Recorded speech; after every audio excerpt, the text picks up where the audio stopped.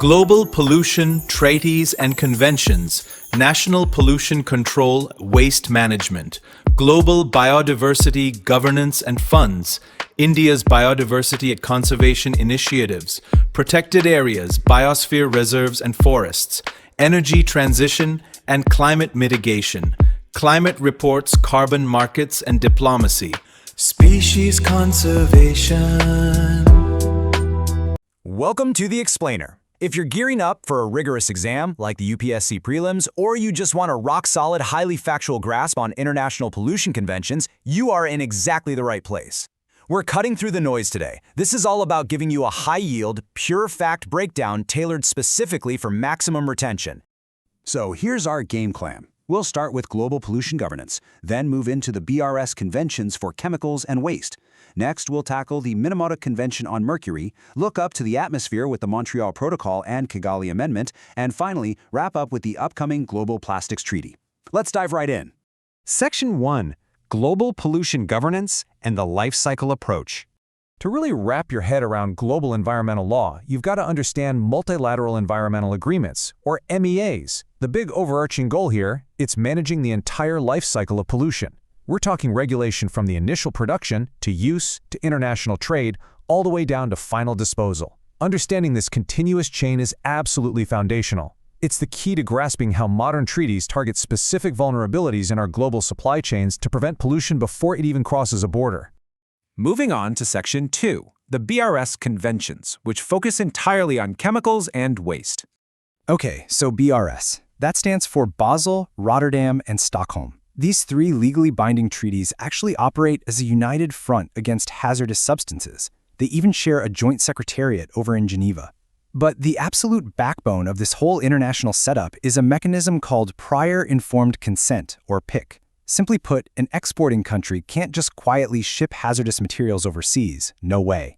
They have to actively inform the importing country of the risks and get their explicit, written consent first. It ensures developing nations aren't just treated as blind dumping grounds. Now, comparing these three side by side is going to save you a lot of exam confusion. Look at Basel. That one focuses on hazardous wastes, right? Think e-waste and biomedical waste. Rotterdam, on the other hand, focuses on hazardous chemicals and pesticides in international trade. And Stockholm is entirely focused on POPs, persistent organic pollutants. Here's a classic trap you might fall into, thinking Rotterdam bans chemicals. Actually, scratch that. It doesn't ban them at all. It only regulates international trade using that PIC procedure we just talked about. Meanwhile, Stockholm is the one that actively seeks to eliminate or restrict the actual production of POPs. Visualizing this triad really helps lock it in. Think shipping containers for Basel's waste, lab flasks for Rotterdam's trade, and animals for Stockholm. Why animals? Well, because Stockholm targets POPs, and those are notorious for being toxic, bioaccumulative, and extremely long-lasting in the environment. We're talking about really nasty substances like DDT and PCBs that travel vast distances and just build up in our food chains. All right, Section 3, the Minamata Convention on Regulating Toxic Mercury. This convention is named after that tragic industrial poisoning event back in the 1950s in Japan, and it strictly targets mercury, which is a highly volatile liquid metal that forms incredibly toxic vapors.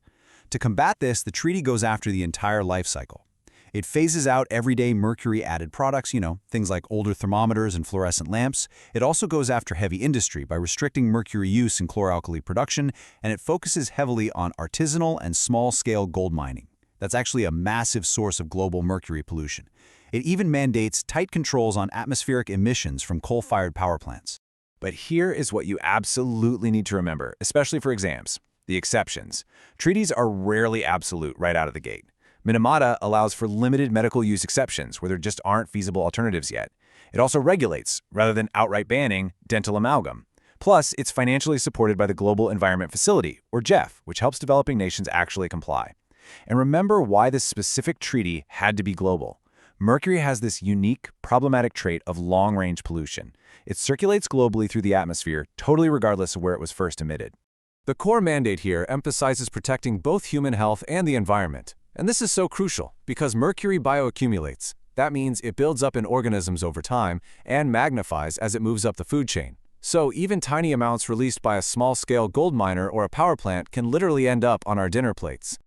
Okay, Section 4, the Montreal Protocol and the Kigali Amendment. We're leaving the ground now and looking up into the atmosphere.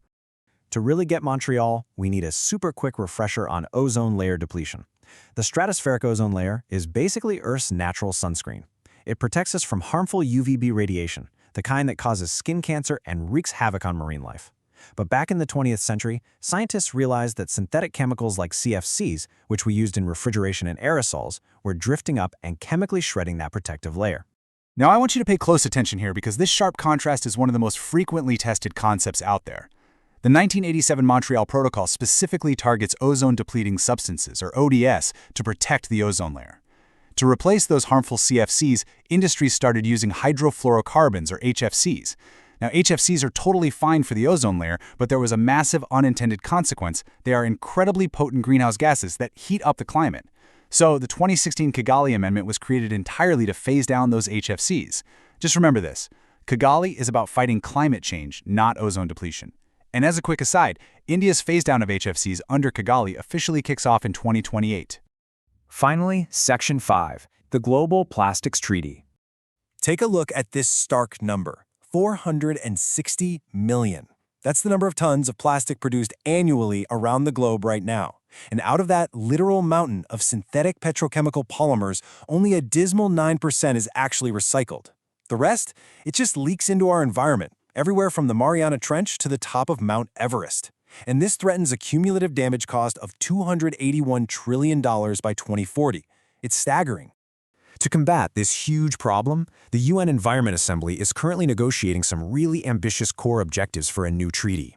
The big overarching goal is to completely eliminate plastic pollution globally by the target year of 2040. To get there, the treaty aims to drastically reduce the sheer production and consumption of single-use plastics. They want to phase out problematic, toxic chemical additives and effectively force a global shift toward a true circular economy, where recycling and sustainable alternatives are just the default. And again, notice that life cycle approach here. They're looking at everything from production limits right down to waste management. I want to leave you with a final thought today.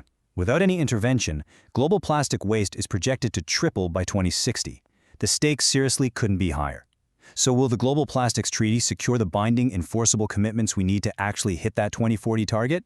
It's arguably the most critical environmental negotiation of our time, and it's something every focused learner should be tracking really closely. Keep reviewing these frameworks, compartmentalize the facts we talked about today, and you are going to master global pollution governance for sure.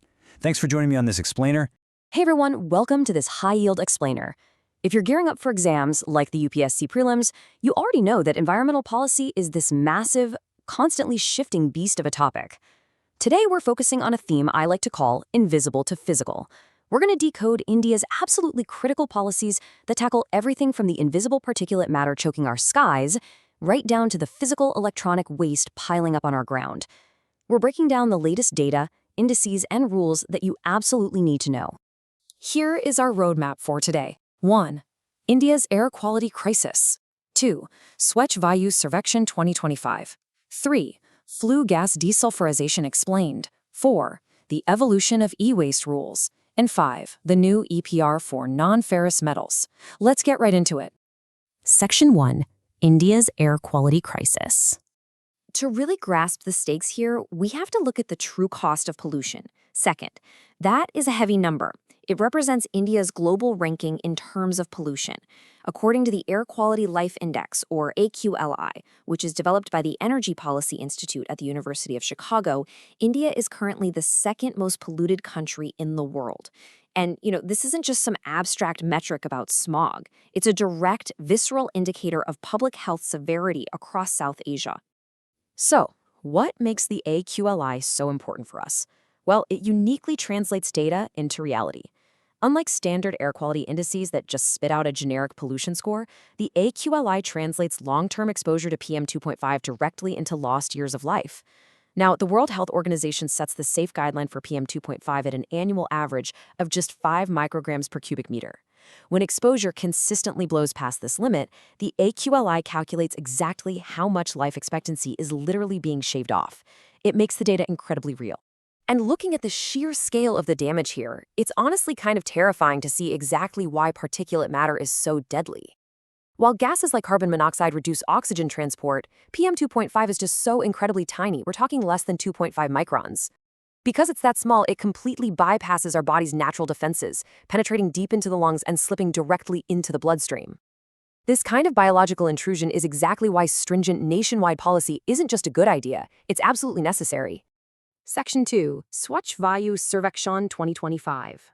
So how is the government actually responding to this? Enter the Swachh Vayu Sarvekshan, or SVS. This is an annual ranking exercise driving the National Clean Air Program, or NCAP. You really want to notice the ambitious shift in the NCAP target here. While the initial goal was a 20 to 30% reduction, the revised target is now pushing for up to a 40% reduction in PM10 by 2025-26, measured against a 2017 baseline. The SVS evaluates roughly 130 non-attainment cities, meaning cities currently failing to meet national standards, to track their specific city action plans and really spark a sense of competitive federalism. Okay, grab your mental highlighters because this is your cheat sheet for the SVS rankings. For objective exams, memorizing these specific population categories and the top cities is vital. The cool thing here is that cities aren't just lumped into one massive, unfair list. They are evaluated strictly by size. In cities with a population over 10 lakh, Indore takes the top spot. For the 3 to 10 lakh bracket, Amravati in Maharashtra takes the lead. And for populations under 3 lakh, Dewas in Madhya Pradesh is ranked first. It's a fantastic example of structured, targeted evaluation. Section 3, Flue Gas Desulfurization Explained. All right, stepping away from city rankings, let's talk industrial tech, specifically cutting off pollution right at the source. It is essential to note that flue gas desulfurization, or FGD, specifically targets sulfur dioxide, or SO2. Emitted largely by coal-based thermal power plants, SO2 is a major culprit behind acid rain, and, crucially, it leads to secondary PM2.5 formation in the atmosphere.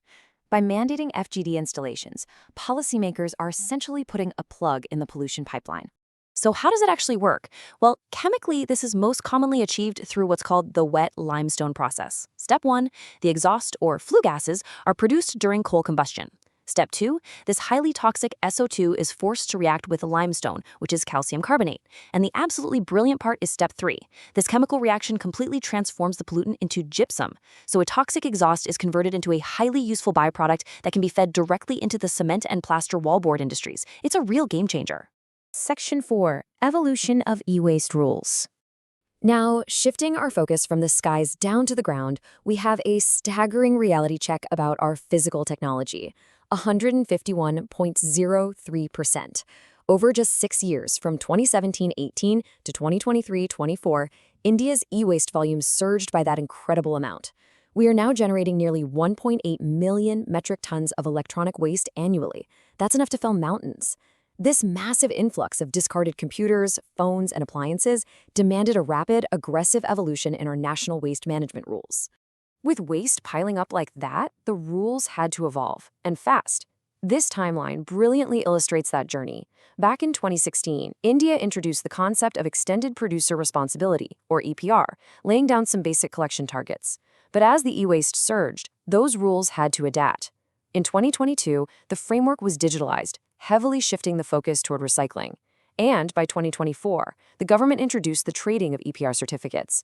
This created a highly sophisticated market-based compliance mechanism, all overseen by the Central Pollution Control Board.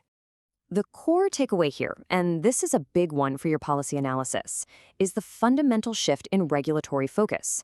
You see, the 2016 rules mostly just asked producers to collect the waste. But honestly, collection isn't enough if the waste just sits rotting in a landfill. The 2022 rules recognized this and completely replaced those collection targets with strict recycling targets. It's a fundamental pivot away from simply gathering up trash toward actively enforcing a circular recycling economy.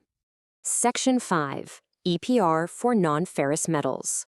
To wrap up the waste management side of things, let's look at a brand new development. But before diving into the policy itself, we need to clearly identify the targets. Non-ferrous metals are, quite simply, metals without iron content. We're talking aluminum, copper, zinc, lead, nickel, and tin. Because of India's rapid expansion in things like renewable energy, battery storage, and complex electronics, our consumption and our subsequent waste of these specific metals is just skyrocketing. You know, the reason we care so much about these specific metals is because their inherent properties make them absolutely invaluable. They offer high corrosion resistance, lightweight design, which is crucial for aviation and tech, excellent electrical conduction, and a non-magnetic nature. Because they are so indispensable to modern infrastructure, allowing them to just end up in informal, unregulated dumps is a massive, unacceptable loss of valuable resources. And that brings us to the new 2025 framework. Here are the absolutely high-yield facts you need to memorize for the exam. This EPR framework operates under the freshly amended Hazardous Waste Rules. The Central Pollution Control Board, or CPCB, acts as the absolute nodal authority. It specifically targets 18 categories of metal-containing products and forces producers and importers to digitally track these materials from creation all the way to their end of life. The ultimate goal? To mandate the 3 Rs, reuse, recycling, and recovery, and basically eliminate illegal dumping for good. Ultimately, if there's one big thesis you take away from today's explainer, it's right here. Whether we're capturing sulfur dioxide to make gypsum or digitally tracking copper to make sure it gets reused, India's environmental policy is fundamentally shifting. We are moving away from that old, linear take, make, dispose model and aggressively integrating into a comprehensive circular economy, which is directly linked with the National Resource Efficiency Policy. To wrap things up, I want to leave you with a bit of a provocation to chew on. As you study these policies, think hard about enforcement. Will digital tracking portals and mandated tech like FGD actually be enough to maintain the delicate balance between India's necessary rapid industrial growth and our very real, very urgent ecological limits? It's the critical perspective every policy enthusiast and exam aspirant needs to hold. Thanks so much for joining me on this deep dive. Keep studying smart, and I'll see you in the next explainer. Hey everyone, welcome to this explainer. We're going to break down the massive, kind of complex web of global biodiversity governance. It's a super high-yield topic designed to literally give you the edge in your upcoming prelims. Global treaties can often feel like a total alphabet soup of acronyms, but today we're going to untangle them, structure them, and really make them stick. All right, here's our mental map for today's masterclass. We'll look at 1. The Protectors, IUCN and CTICE. 2. Digital Frontier, the Cali Fund. 3. Data Decisions, the IBAT Alliance. 4. Living Heritage, GHIS sites. And 5. Global Targets, the CBD and GBF. Let's get right into it. Number 1 on our list, the Protectors, IUCN and sites. So we're kicking things off with the overarching guardians of global species protection. First up, the IUCN Species Survival Commission, or SSC for short. Now, you got to remember, the SSC isn't just some theoretical think tank sitting in a room somewhere. It is a sprawling, super active global network of experts. They are literally the ones providing the hard scientific advice we need to save species. They run the critical threatened species assessments, they map out recovery plans, and they are actively fighting the illegal wildlife trade. Their data? It's basically the backbone for major international conservation platforms. And that perfectly brings us to one of the biggest platforms relying on all that data. CITES. You know, the Convention on International Trade in Endangered Species, which, by the way, just celebrated its massive 50th anniversary. Now, CITES uses this really brilliant graded approach. They don't just slap a blanket ban on everything. Instead, they categorize risk into 3 appendices. Appendix I means absolutely zero commercial trade. Think of highly endangered species, your tigers, rhinos, certain elephants. Move to Appendix II, and we have species that aren't immediately threatened right this second, but they need strictly regulated trade, like certain timber or sharks. And finally, Appendix III. This is for species protected in at least one specific country that's raised its hand and asked other nations for help in regulating the trade. Okay, here is the crucial UPSC pivot for you guys. How does a massive global treaty actually work on the ground here in India? Well, India has been a signatory to CITES since way back in 1976. But as you know, international treaties need domestic teeth to actually work. So India implements these binding international rules domestically through the Wildlife Production Act of 1972. You'll want to note that the Ministry of Environment, Forest, and Climate Change acts as the key management authority, while the Wildlife Institute of India serves as the crucial scientific authority. Moving on to Section 2, Digital Frontier, the Cali Fund. All right, let's step out of the physical forests for a minute and into the cloud. The crucial point here is a massive shift in how we actually use nature. Traditionally, say a pharma company wanted to develop a drug from a rare plant, they'd physically need that biological sample, right? But today, well, they often just need the digital sequence information, or DSI. That's the digitized DNA, RNA, and protein sequences stored right in a database. So, because commercial value is increasingly coming from this digital data rather than a physical plant sample, it actually created a huge loophole for traditional access and benefit sharing rules under the CBD. Basically, companies were using genetic data without giving a dime back to the countries or communities where those genetics actually originated. So, harmonizing this digital sequence sharing became absolutely necessary. I mean, utilizing these digitized genetic codes for profit was completely bypassing local communities. Because of that, we now have core principles guiding us.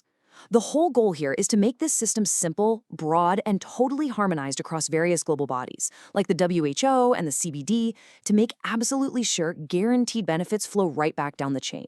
And to finally plug this digital loophole, the Kali Fund was launched right in the margins of the resumed session of COP16 of the CBD.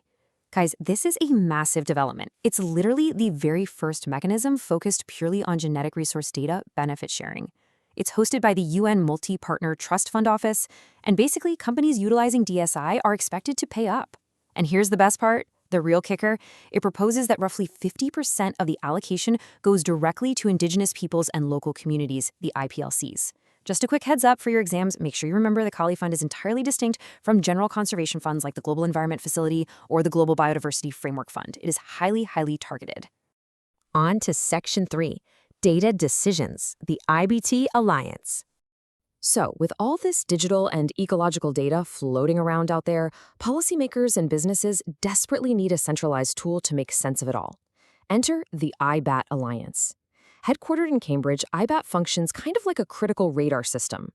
It's an online decision support tool that generates spatial data, proximity analysis, and risk screening reports. Think about it. Whether a government is planning to pave a new highway or a massive corporation wants to build a factory, IBAT guides their environmental impact assessments and helps them build sustainable strategies. The Alliance derives its sheer power by combining 3 globally recognized, absolutely massive datasets into one single platform. We're talking about the IUCN Red List of Threatened Species, the World Database of Key Biodiversity Areas, and the World Database on Protected Areas. It's such a robust system that it's even officially listed by IPBS, the Intergovernmental Science Policy Platform on Biodiversity and Ecosystem Services, as a major policy support tool. Pretty impressive, right? Okay, Section 4, Living Heritage, GIAS sites. Let's shift our focus completely away from high-tech data and wildlife data and get back to the roots of traditional agriculture. We're looking at how global governance actually protects human ecological heritage.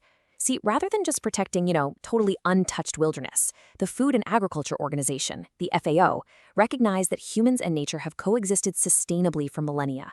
So, launched back in 2002, their GIHS initiative actively recognizes these exact landscapes. We're talking about real living heritage systems, where human cultural practices, agrobiodiversity, and sustainable livelihoods have thrived in perfect harmony with nature. And this is super relevant for us because India is home to 3 exceptional sites that represent extremely high-yield facts for your exam. They perfectly demonstrate how indigenous knowledge is elevated to a globally recognized heritage standard. First, we have Kutanad in Kerala, which is famous for literally farming below sea level using some incredible traditional water management. Then there's the Koraput traditional agriculture in Odisha, deeply tied to indigenous tribal farming and boasting incredible crop diversity. And finally, the visually stunning saffron heritage of Kashmir, known all over for its unique agroclimatic cultivation. Definitely memorize these 3. Let's look at Section 5, Global Targets, CBD, and GBF. Finally, let's look at the Grand Umbrella Treaty, the one that basically coordinates almost all of these disparate mechanisms we've talked about into unified, time-bound goals. The absolute foundation of modern biodiversity governance is the Convention on Biological Diversity, or CBD, which was adopted way back at the 1992 Rio Earth Summit. Now, it is a legally binding international treaty with near-universal membership. We're talking 196 parties. But keep in mind, while it sits under the UNEP framework, the actual heavy lifting of enforcement falls entirely on national laws. Here in India, this mandate is fulfilled by our Biological Diversity Act of 2002, which actually established the National Biodiversity Authority. Flowing straight from the CBD is perhaps the most famous environmental metric of our current decade, the 30 by 30 target. This super ambitious number is the absolute cornerstone of the new Kunming-Montreal Global Biodiversity Framework. The goal? To protect exactly 30% of the Earth's land and oceans by the year 2030. 30 by 30, easy to remember. And speaking of the Kunming-Montreal Global Biodiversity Framework, this officially replaced the previous expired Aichi targets at CBD COP15. You'll often hear it referred to as the Paris Agreement for Nature. The GBF serves as a completely modernized, top-to-bottom blueprint for halting and reversing global biodiversity loss. It's essentially the master plan that new mechanisms like that Cali Fund we talked about earlier are designed to help finance and support. All right, as we wrap up this explainer, I want to leave you with a thought to carry right into your main syllabus preparation. We've just seen the incredible scope of global biodiversity governance, right? But the ultimate test remains local. Global treaties only work if domestic laws actually have teeth. So ask yourself, how seamlessly will these massive international frameworks, from the digital regulations of the Cali Fund to the strict trade rules of CITES, translate into rigorous on-the-ground enforcement within India's domestic legal system? Think about how these ambitious frameworks will integrate with India's own policies in the years to come. Thanks so much for joining me today. Keep reviewing these slides, and I'll catch you in the next explainer. Hey everyone, and welcome to this explainer. Today, we're doing a high-yield, rapid-fire breakdown of India's most critical biodiversity initiatives. We are mapping out the precise facts you absolutely need to know for high-stakes competitive exams like the UPSC Prelims. We've distilled the most crucial data right here, so let's just jump straight into it. So, how exactly is India using DNA and global alliances to save its ecosystems? Well, let's set the stakes right off the bat, because India is fighting a multi-front mission using cutting-edge science and global diplomacy to protect its natural heritage. You know, from microscopic genetic tracking to massive international treaties, understanding this dual approach is absolutely key to grasping modern conservation. Here's our roadmap for today. We'll be looking at rhino conservation and RODIS, protecting coastlines and turtles, the Big Cat Alliance, the National Red List Roadmap, and finally, the Carbon Capture R&D Roadmap. All right, kicking things off with Section 1, Rhino Conservation and RODIS. Take a look at the contrast here. It's actually a huge deal. While the Javan and Sumatran rhinos are facing a critically endangered status globally, the latest IUCN traffic report actually praises India and Nepal for the continuous population growth of the greater one-horned rhino. It's a massive regional victory in what's otherwise a pretty tough global landscape for rhinos right now. The data here is really encouraging. We're seeing very low poaching numbers between 2021 and 2024, and the report specifically cites places like Chitwan National Park in Nepal as a highly successful model. By combining hard population data with illegal trade analysis, this report provides the exact scientific basis needed to support crucial CITES appendix listings. Now here's where science literally meets policy. Have you heard of RODIS? It's brilliant. The Ministry of Environment, Forest and Climate Change, along with the Wildlife Institute of India, are actually taking DNA directly from Kaziranga rhino horns. Using what are called short tandem repeat, or STR markers, they build a robust, testable forensic database. Basically, every single rhino gets a unique genetic identity to help crack down hard on poaching. Moving right along to Section 2, Protecting Coastlines and Turtles. 22,500 hectares. That is how much land has been taken up for mangrove restoration recently under the Mishti scheme. And what's really fascinating here is that a massive 85% of that area is concentrated right in Gujarat. You'll definitely want to lock this visual into your memory. These salt-tolerant halophytes, which are funded via MGNREGS and the Kampa Fund, are our ultimate nature-based solution for coastal resilience and carbon sinking. And as you can see, they stretch from the Sundarbans in the east all the way to our west coast and island territories. Shifting gears a bit to marine fauna, the Indian Coast Guard runs Operation Olivia. This protects nearly 7 lakh olive ridleys during their incredible mass nesting event known as an Aribada, predominantly along the Odisha coast at sites like Gahirmatha and Rishikulia. For your exams, jot this down. They are listed as vulnerable by the IUCN and are strictly protected under WPA Schedule I. Okay, quick clarification on a highly testable fact that honestly trips a lot of people up. Remember that while both are protected, turtles are streamlined for swimming with flippers, whereas tortoises have those stout, elephant-like legs and heavy domes built for land survival. It is a fundamental biological distinction, so make sure you've got it down. Let's dive into Section 3, the Big Cat Alliance. You absolutely need to memorize the 7 species under the International Big Cat Alliance, or IBCA, steered by the Environment Ministry and the NTCA, and backed by $100 million in Indian funding. It includes the tiger, lion, leopard, snow leopard, and cheetah, But crucially, notice the jaguar and puma on that list? Yep, they're included to make this a truly global initiative, even though they are not native to India. Next up, Section 4, the National Red List Roadmap. This is a big one. Launched at the IUCN World Conservation Congress in Abu Dhabi, this roadmap is led by the Environment Ministry right alongside the historic BSI and ZSI. This timeline perfectly highlights India's drive to create a standardized national database of extinction risks. By targeting an institutionalized monitoring system by 2030, India is aligning itself perfectly with the global Kunming-Montreal 30 by 30 target to protect 30% of land and sea. And finally, Section 5, the Carbon Capture R&D Roadmap. Because you can't talk about protecting biodiversity without tackling the elephant in the room, climate change. This critical announcement highlights a massive institutional pivot. We aren't just tracking species anymore. We are heavily investing in the hard tech required to hit our net zero climate commitments through direct carbon capture, utilization, and storage, or CCUS. So, we've covered everything from swabbing rhino DNA in Assam to atmospheric carbon capture at a national scale. It's a lot to take in, so I'll leave you with this provocative thought. Will India's multi-layered approach set the new gold standard for the rest of the world? Look back through these concepts as you study and really think about how all these puzzle pieces connect. Thanks so much for engaging with this explainer, and keep learning. Welcome, aspirants. You've got a preliminary exam coming up, so let's get right into this explainer. We are doing a rapid-fire, high-yield review of critical ecosystems and environmental policies. We know your time is precious, so we're keeping this strictly focused on the facts, the frameworks, and those exact geographical locations you absolutely need to know. Okay, so here's our agenda for today. 1. Key biosphere reserves and parks. 2. The Great Nicobar Project. 3. Wetlands and Ramsar COP15. 4. Blue Flag Beach certification. And 5. The Global Forest Assessment. Section 1. Key Biosphere Reserves and Parks.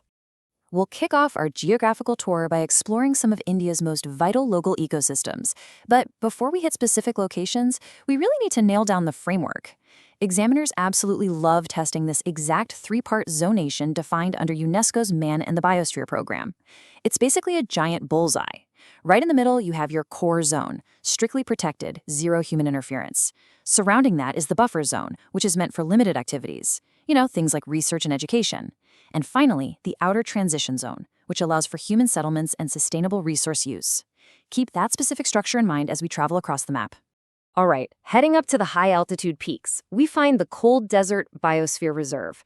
Located mainly in the Spiti Valley of Himachal Pradesh, this is actually India's first cold desert recognized under the UNESCO MAB program. It's an incredibly harsh, arid environment, sitting right in the Himalayan rain shadow, at staggering altitudes. We're talking between 3,000 and 6,000 meters. But despite the intense solar radiation and those freezing winds, it's a completely vital ecosystem. It's home to the elusive apex predator, the snow leopard, along with the Tibetan wolf and the Baharal, or blue sheep. And note this down, it also encompasses the Pin Valley National Park and Khyber Wildlife Sanctuary within its boundaries. Now, talk about a night and day difference. This really highlights the sheer ecological diversity of India. If we contrast that freezing, arid desert in the Himalayas with the Dibru-Saikhowa National Park in the eastern floodplains of Assam, it's literally two entirely different worlds. Where the cold desert has alpine shrubs and snow leopards, Dibru-Saikhowa, which is bounded by the Brahmaputra and Lohit rivers, is this incredibly dynamic riverine ecosystem. It's dominated by salic swamp forests, wet evergreen grasslands, and species like the Gangetic dolphin and hula gibbon. Speaking of Dibru-Saikhowa, let's do a quick active recall here to test your memory on recent environmental issues. Which national park is famous for feral horses and faced a devastating ecological disaster back in 2020? Yep, the answer is the Dibru-Saikhowa National Park. It's an incredibly important site for feral horses, which are basically descendants of abandoned domesticated horses. But it also serves as a really stark reminder of the threats these delicate areas face. Specifically, the severe ecological damage caused to the park and the adjacent Magari-Modapung wetland by the 2020 Bagjan oil well blowout. Okay, jumping all the way down to the southern peaks, we hit the Agasthyamala Biosphere Reserve. Straddling Kerala and Tamil Nadu, this massive 3,500 square kilometer area is an absolute jewel of the Western Ghats, taking its name from the Agasthyarkudam peak. This landscape holds a really profound dual significance for both ecology and culture. Ecologically, it's known as the water tower of peninsular India because it acts as a critical watershed for major rivers like the Karamana, Tamirapari, and Nayar. It's a massive biodiversity hotspot featuring shola forests and the endangered lion-tailed macaque. Culturally, though, it is home to the indigenous Kani tribe. They're famous for their traditional knowledge that actually led to the discovery of the anti-fatigue Javani drug. This is a perfect textbook example of the importance of biocultural rights. Section 2. The Great Nicobar Project. So let's see how local conservation builds into the broader national narrative. Consider the geographical reality of the proposed Great Nicobar Infrastructure Project. It's situated right at the southern tip of the Andaman and Nicobar Islands, incredibly close to the Malacca Strait, which, as we know, is one of the busiest global shipping routes in the world. This Niti Aayog spearheaded mega-project is massive. It includes an international container transshipment port at Galassia Bay, an airport, and a power plant. For your exams, you absolutely need to view this project impartially as a high-contrast balancing act. On one side, we have vital strategic maritime ambitions, cutting our dependence on foreign ports like Colombo, boosting the blue economy, and strengthening naval presence in the Indo-Pacific. But on the other side, we have profound ecological realities. This entire area is a UNESCO Biosphere reserve. Developing it means navigating the fragile habitats of the endangered leatherback sea turtle, the endemic Nicobar megapode, and profoundly the home of the Shompen, a particularly vulnerable tribal group. Understanding both weights on this scale is absolutely essential. Section 3. Wetlands and Ramsar COP15. Shifting gears away from island megaprojects, let's zoom out to the global view on water habitats. This brings up a really vital question.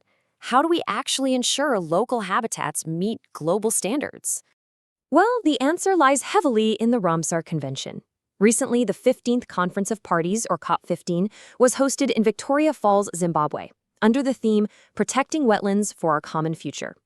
India's standing here is incredibly prominent. We have around 98 recognized Ramsar sites today. But remember your foundations. India's very first sites were Chilika Lake and Kaladeo. And crucially, keep a close eye on the Mantra Record, which is the registry that tracks threatened Ramsar sites. Currently, India has 2 sites on this critical list, Kaladeo National Park in Rajasthan and Loktak Lake in Manipur. And grab your current affairs checklist, because you need to actively recall the absolute latest additions to India's Ramsar list, the Patna Bird Sanctuary in Uttar Pradesh and the Chari Dand Wetland in Gujarat.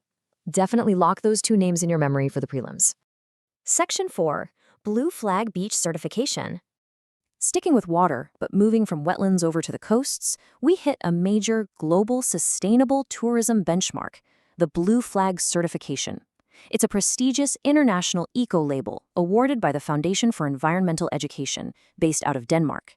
And they don't just hand these out lightly. They strictly enforce 4 broad categories. 1. Environmental education. 2. Bathing water quality, meaning absolutely strict standards and 0 sewage discharge. 3. Environmental management, ensuring proper waste disposal and sustainable infrastructure. And 4. Safety and services, requiring things like lifeguards and first aid. You should memorize these 4 pillars categorically. India has been making huge strides here under the Environment Ministry's BEAMS program. Take specific note of these 5 recent additions, all located in Maharashtra: Srivardhan, Nagaon, Parnaka, Guhagar, and Ladgar.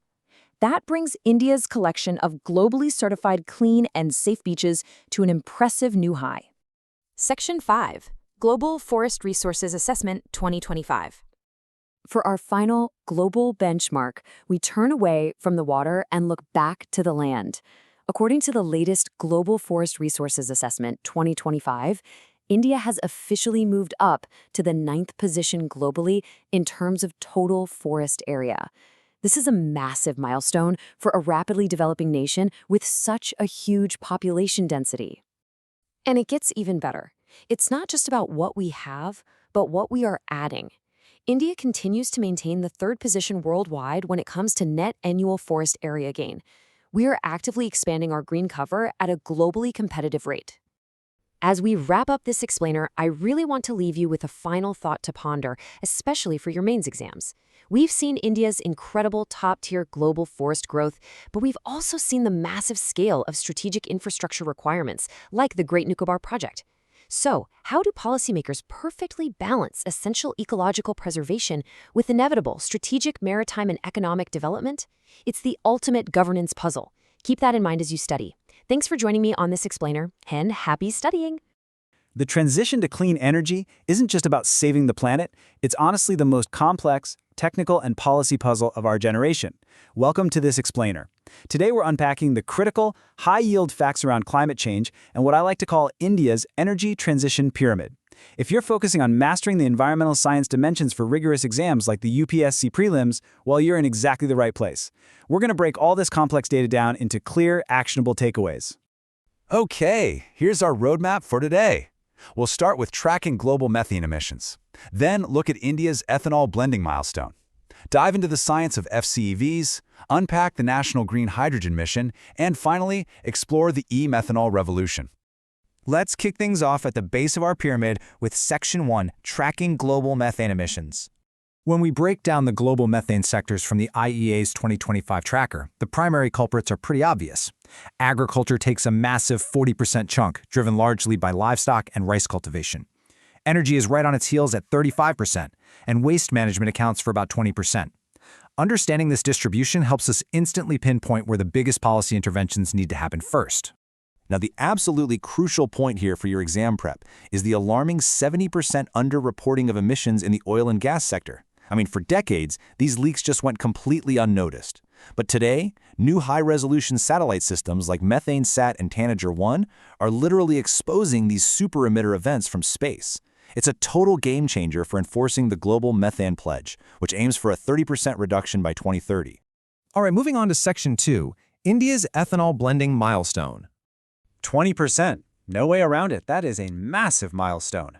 India boldly achieved its E20, or 20% ethanol blending in petrol target, a full 5 years ahead of the original national policy on biofuels schedule. The rapid policy acceleration we've witnessed is just wild. Think about it. From a mere 1.5% blending level back in 2014 to 10% in 2022, and now hitting that 20% mark for the 2025-26 ethanol supply year cycle. This incredible jump was driven by strategic pushes, like slashing GST to 5% and the PM-JA-VAN Yojana supporting second-generation ethanol plants. But hey, as focused learners, we can't just cheer for the wins without looking at the trade-offs, right? While biofuels represent fantastic green growth, it's vital to remember the exam-relevant challenges. Expanding sugarcane for ethanol brings severe water stress, and diverting grains like rice and maize sparks that classic food versus fuel debate. It's a super complex balancing act between energy security and ecological sustainability. Which brings us up the pyramid to Section 3, the science of fuel cell electric vehicles, or FCEVs. So, the crucial concept to grasp is that FCEVs don't rely on combustion at all. Instead, they use electrochemistry. Hydrogen fuel fed into the vehicle reacts with oxygen from the air, directly producing electricity to run the motor. And the best part? Zero tailpipe emissions. The only byproducts you get are pure water and a little bit of heat. How cool is that? Okay, if you're taking notes, you absolutely must lock down this exact term, proton exchange membrane, or PEM. This is the core catalyst technology, often using platinum electrodes, that makes the direct conversion of chemical energy to electrical energy possible. It's what makes these vehicles incredibly viable for long-distance and heavy-duty transport, offering much faster refueling times than your traditional battery electric vehicles. But there's a catch. We can't ignore the scientific hurdles here. The major bottleneck right now is energy loss. Producing pure hydrogen via electrolysis is incredibly energy-intensive. Plus, hydrogen has a very low density, so it needs high-pressure tanks or liquefaction just to be stored. And remember your color coding. Green hydrogen is the zero-emission ideal from renewables, while gray and blue are still tied to fossil fuels. Let's unpack that zero-emission ideal in Section 4, the National Green Hydrogen Mission. This mission under the MNRE is incredibly ambitious. It doesn't just aim to transition domestic energy. The goal is to make India a global export hub. It does this through the SITE program, which directly incentivizes production.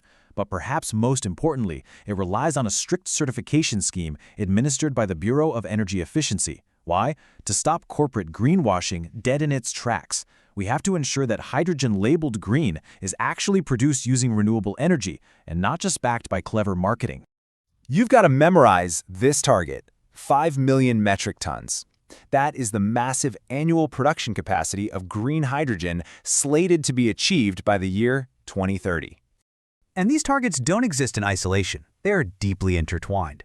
You can't just magically produce 5 million metric tons of green hydrogen without the immense power needed to make it. That production target relies directly on adding a staggering 125 gigawatts of renewable energy capacity. If we pull this off, this entirely integrated system will reduce greenhouse gas emissions by roughly 50 million metric tons of CO2 every single year. It's important to remember that these national missions don't operate in a vacuum.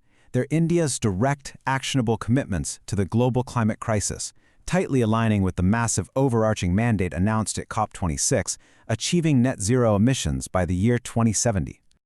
Finally, we reach the absolute peak of our pyramid in Section 5, the e-methanol revolution. The chemical and environmental difference between these fuels is literally night and day. Conventional methanol relies heavily on polluting fossil fuels like natural gas or coal. E-methanol, on the other hand, is a marvel of what we call power-to-X technology. It chemically combines pure green hydrogen with carbon dioxide that's been captured directly from industrial sources or biogenic waste. It literally turns captured pollution into a near-zero emission synthetic fuel. To prove this isn't just science fiction, we just have to look at Kaso, Denmark. The world's first commercial-scale power-to-X plant is fully operational there right now, churning out roughly 42,000 tons of e-methanol a year.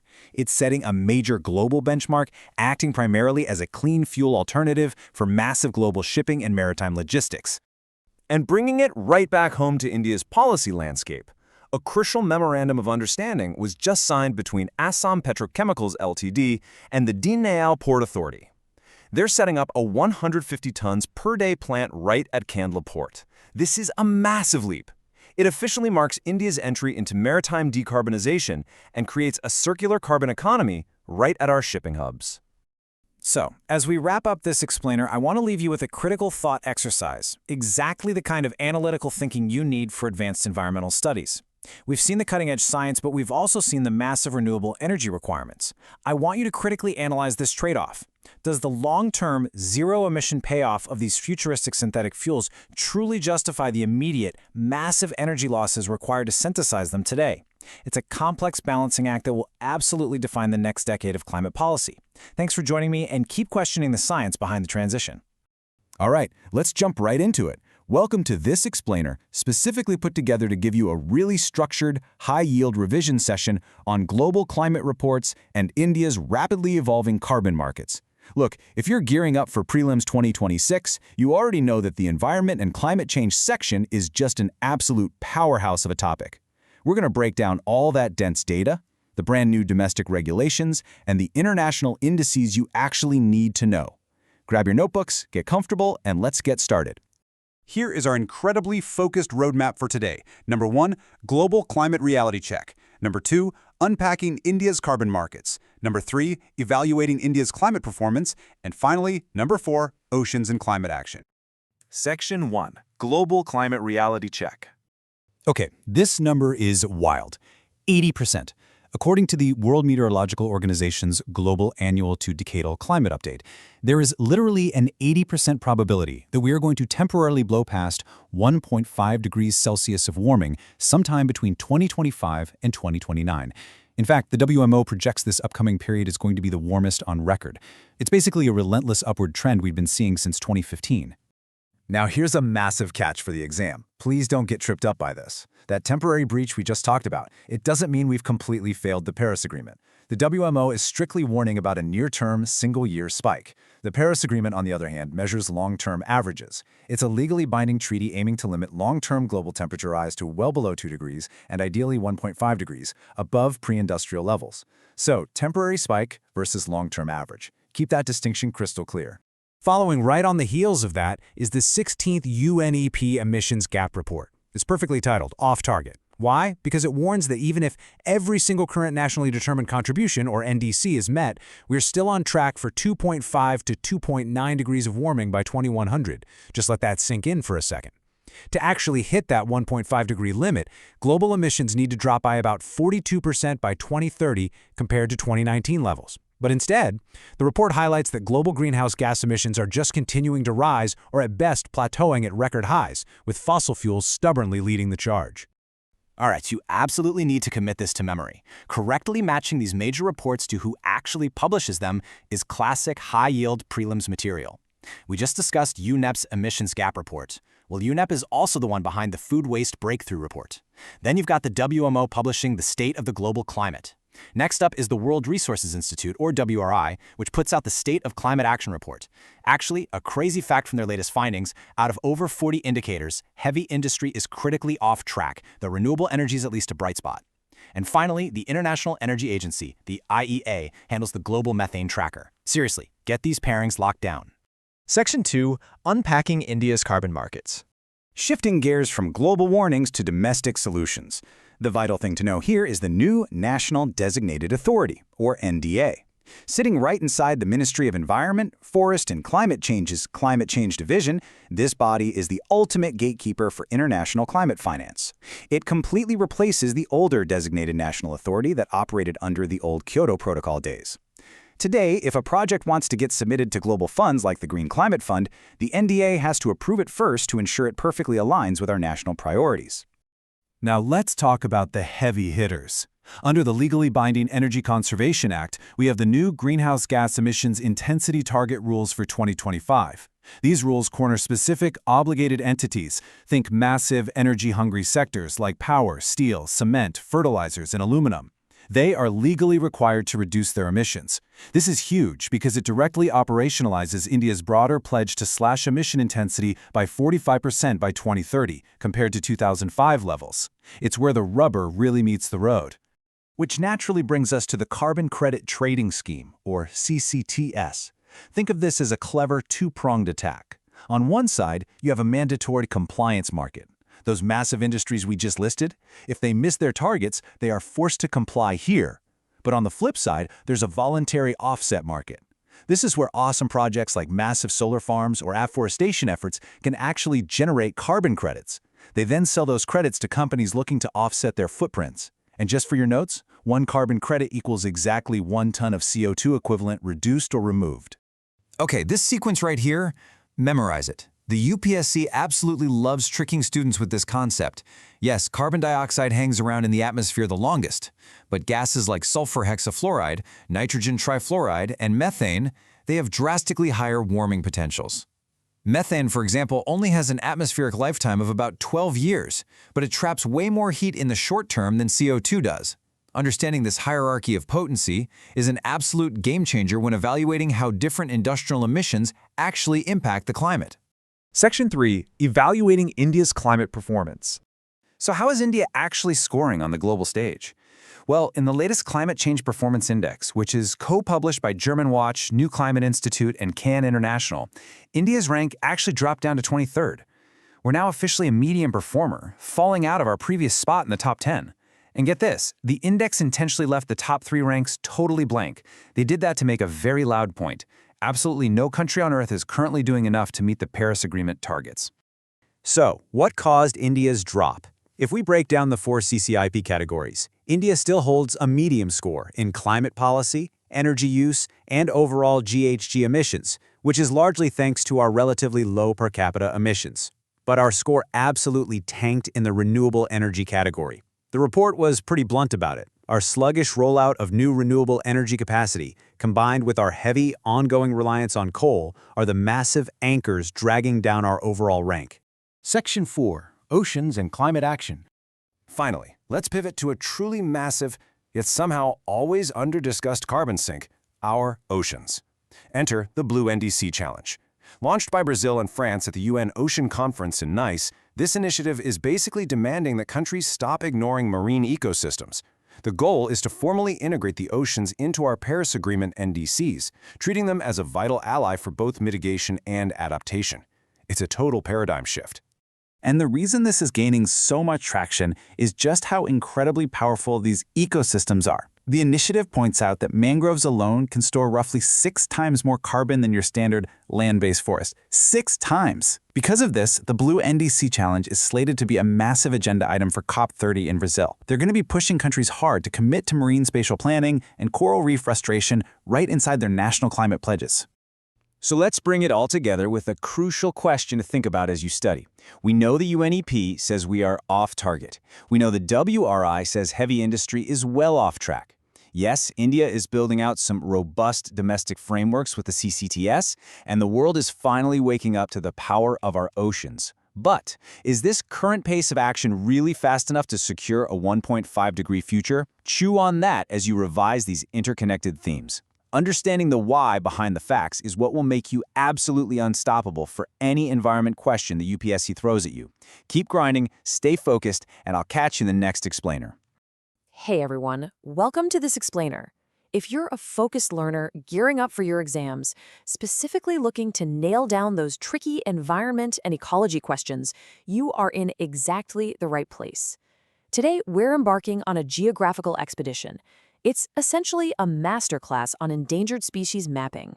We're going to connect raw biological facts to specific geographical locations to make absolutely sure this information sticks with you when it really counts. Okay, let's dive right into our roadmap for today. First, we'll look at the snow leopards of Ladakh. Second, the Asiatic lions in Gujarat.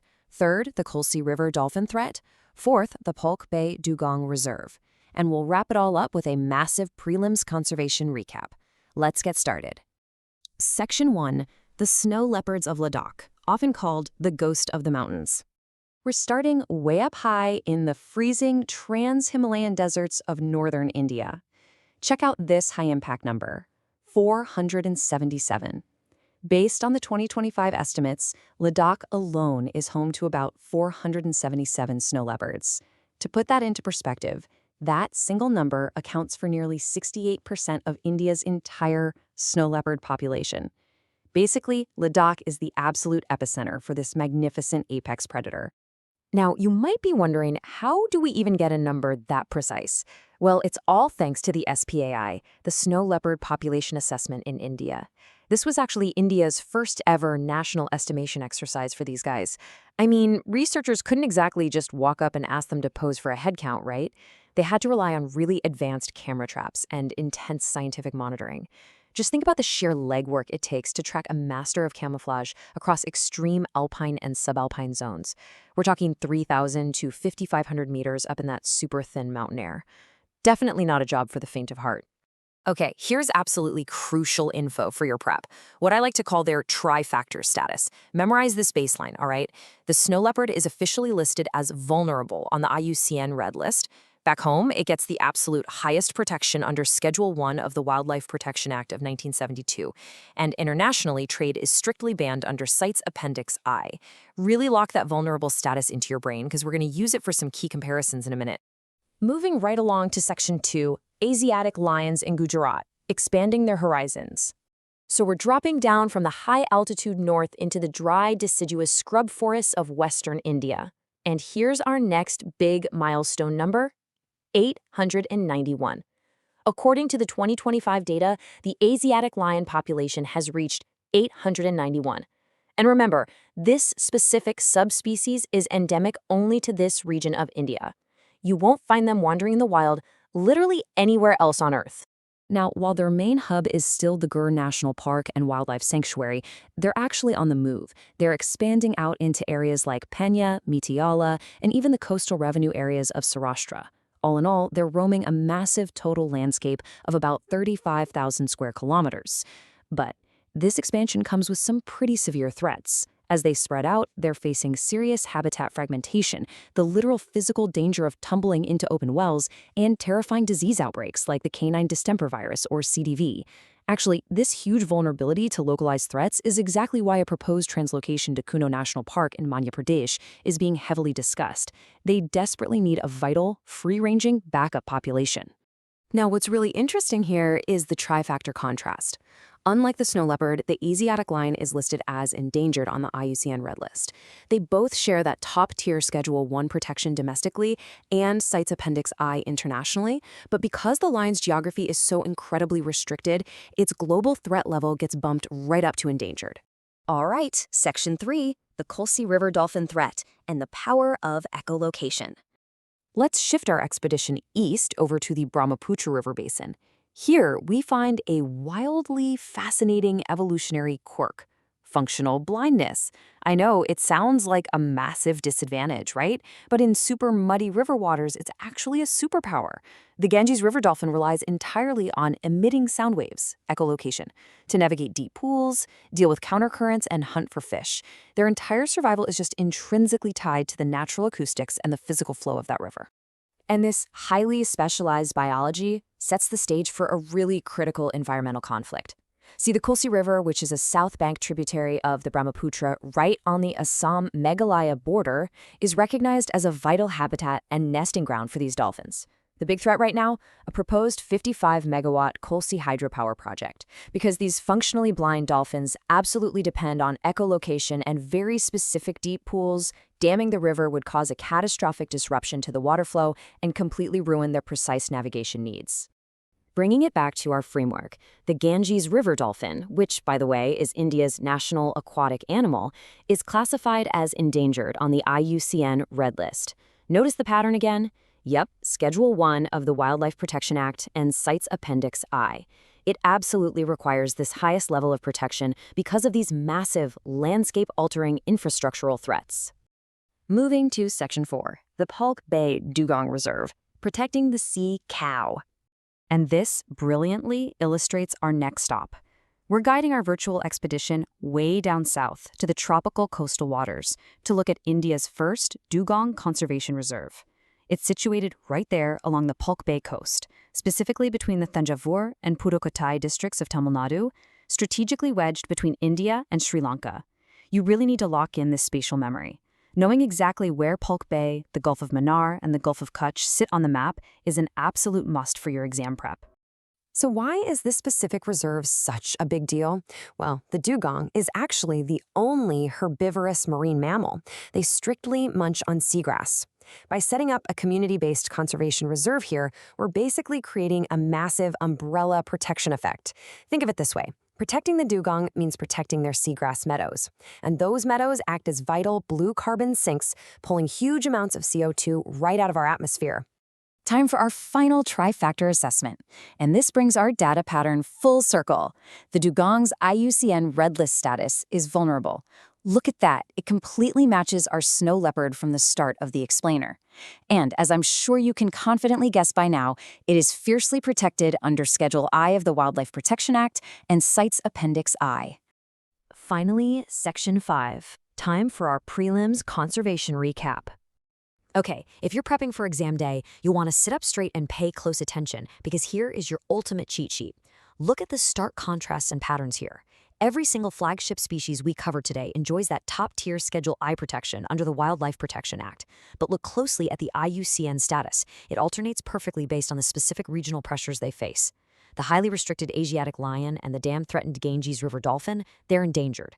Meanwhile, the snow leopard and the dugong are vulnerable. Linking these statuses directly to their key regions, from the Trans-Himalayas down to the Brahmaputra Basin all the way to the shores of Palk Bay, is exactly how you're going to ace those tricky matching questions.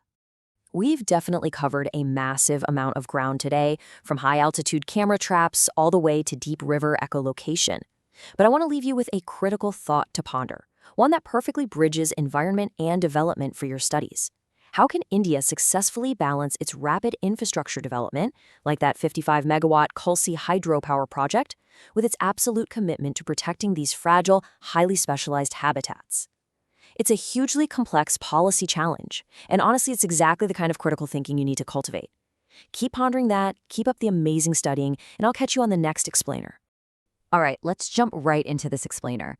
Look, if you're gearing up for competitive exams like the UPSC Prelims, or honestly, if you're just really invested in India's ecological health, you are in the exact right place. Today, we're unpacking the latest data on species conservation, but we are moving way beyond just counting animals. Modern conservation is a whole different ballgame. It's about understanding complex ecosystems, spotting hidden threats, and establishing rigorous, science-backed baselines. Here's our roadmap for today. We're going to cover the endemic Nilgiri tahar, the great vulture decline, a really fascinating conservation paradox with our tigers, and finally, how DNA is completely changing the game for elephant monitoring. Let's get to it. Section 1. The endemic Nilgiri tahr, our Western Ghats specialist. Okay, so let's start our tour in the southern ranges with a highly specialized animal. The 2025 Joint Census tallied exactly 2,668 Nilgiri tahrs across Kerala and Tamil Nadu. Now, for exam purposes, pay close attention to their habitat. They rely absolutely entirely on montane grasslands interspersed with sholas. Basically, sholas are these unique patches of stunted tropical montane forests tucked into valleys surrounded by rolling grasslands. The tahr, which by the way is the state animal of Tamil Nadu, locally known as Variadu, is endemic. It exists literally nowhere else on Earth. So protecting the species means we absolutely have to fiercely protect these highly sensitive shola grassland ecosystems from things like climate change and habitat loss. Moving right along to Section 2, the great vulture decline, a truly nationwide crisis. I really want you to let this number sink in for a second. 70 to 72%. That is a massive, catastrophic disappearance of vultures from their historical nesting sites all across India. The Wildlife Institute of India just dropped up the first ever Pan-India scientific assessment of vulture populations from 2023 to 2025, and what they found is that our surviving vultures are incredibly clustered now. In fact, Madhya Pradesh and Rajasthan alone hold roughly 2/3 of the remaining nesting sites, and they're mostly locked away inside protected areas. So how did we get here? Well, it wasn't just your standard habitat loss. It was a chemical blindside. Enter diclofenac. This is a veterinary non-steroidal anti-inflammatory drug, an NSAID, used mostly for cattle. When our natural scavengers, the vultures, fed on livestock treated with this stuff, it triggered immediate fatal kidney failure. This single chemical is what drove the population collapse.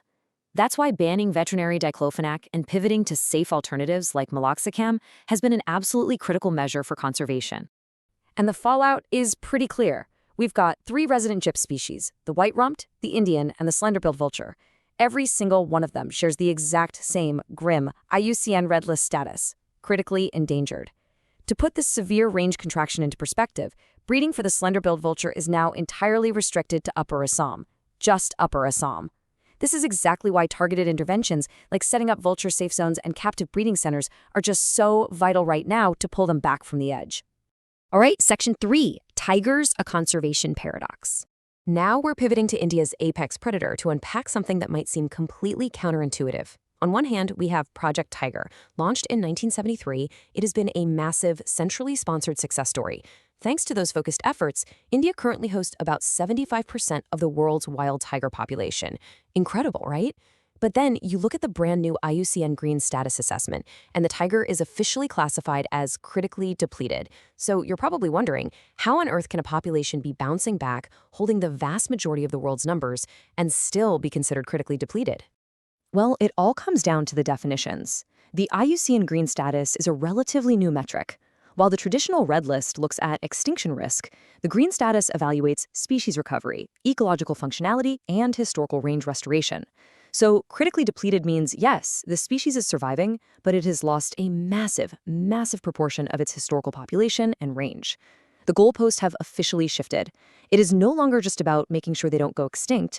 It's about acknowledging the massive historical footprint we've lost and actually striving for true ecological restoration across their former habitats. And that brings us to Section 4, Elephants, a DNA baseline and new monitoring standards. Okay, 22,446. That is the new officially estimated population of elephants in India right now, straight from the Synchronous All India Elephant Estimation, or SAI, run between 2021 and 2025. Now, context is everything here. The previous estimate back in 2017 was 29,964. On paper, that looks like a pretty sobering decline, doesn't it? But before we jump to conclusions, we need to understand exactly how this new number was calculated, because the rules of the game have completely changed. But real quick, before we get into the how, let's look at the where. Where do these 22,000 elephants actually live? Well, the Western Ghats holds the largest and most stable elephant population in the entire country, sitting at 53%. Which, by the way, brings us full circle back to our first topic, the Nilgiri tar. It just reinforces that the Western Ghats is an absolutely crucial biodiversity hotspot. Then you've got the Northeast and Brahmaputra plains, holding the second largest chunk at 29%. Knowing this distribution is completely key for things like managing wildlife corridors and mitigating human-elephant conflict. Okay, so back to that population drop. Why the big difference? It's all about the methodology. The 2021-25 census was India's first ever DNA-based elephant census. In the past, we relied on traditional visual counting. And let's be honest, that can easily lead to double counting a herd or missing them entirely. This time, scientists did simultaneous sample collections across all the elephant ranges. They extracted DNA straight from dung samples and then ran it through a rigorous statistical model called the capture-recapture technique, which, fun fact, was actually inspired by tiger monitoring protocols. So what does this mean for us? It means this new number isn't just a rough count. It's a highly accurate, scientifically rigorous baseline. From here on out, we are finally comparing apples to apples. So, what's the big takeaway from all of this? Whether we're talking about the highly specific shola habitats of the Nilgiri tar, the devastating chemical threats to our vultures, or the really complex realities of our tiger and elephant populations, the data is telling us a completely new story. And I want to leave you with this provocative thought, especially as you prep for your exams or just think about our environment. As DNA methodologies give us our first truly accurate baselines, and as the new green status metric exposes our massive historical losses, are we ready to rethink what conservation success actually looks like? Because it's clearly not just about survival anymore. It's about scientific truth and real ecological restoration. Thanks so much for joining me in this explainer, and hey, always keep questioning the data.